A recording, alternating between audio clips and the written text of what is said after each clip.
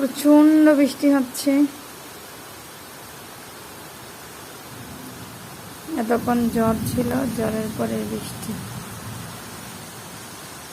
এখন আর জ্বর নাই, শুধু নির্বিঘ্নে বৃষ্টি হয়ে যাচ্ছে।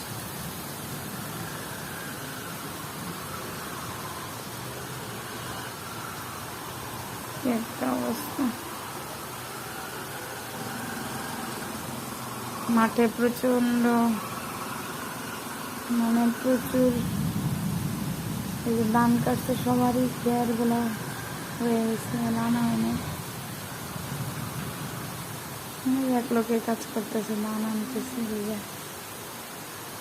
এই যে গ্রাম বাংলার গ্রামীণ জীবন, মানুষের জীবনধারা, জীবনযাত্রা।